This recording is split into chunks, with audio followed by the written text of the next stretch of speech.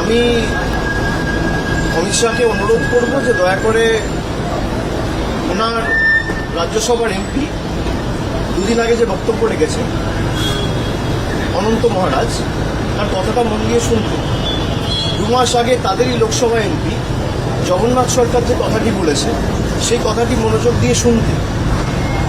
আমি বলছি না 50 জনের বেশি বিজেপির এমএলএ যে রাজ্যসভার সাংসদকে পদ্মফুল চিহ্নে জিতিয়ে রাজ্যসভায় পাঠিয়েছে, সেই বিজেপির সাংসদ অনন্ত মহারাজ বলছেন যে দেশের স্বরাষ্ট্রমন্ত্রী হচ্ছে সবথেকে বড় ঘুষপেটিয়ার পাকিস্তান।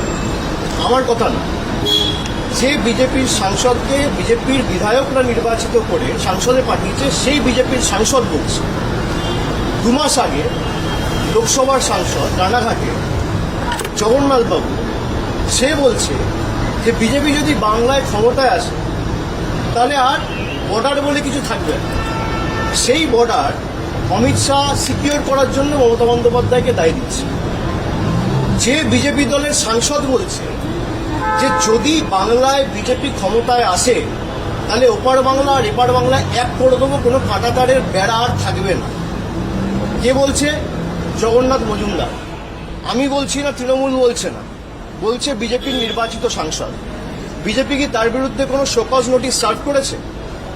বিজেপির সর্বভারতীয় সভাপতি বা দলের নেতৃত্ব কি তাকে দল থেকে বহিষ্কার করেছে? বিজেপির নেতৃত্ব তার বিরুদ্ধে কোনো রকম কোনো ব্যবস্থা নিয়েছে?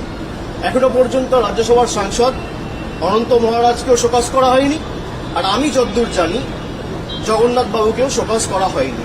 তা অমিত শাহ আগে তাদের দলের বিধায়ক লোকসভা এবং রাজ্যসভা তাদের সাথে কথা বলুক, তারপরে সব বলুক।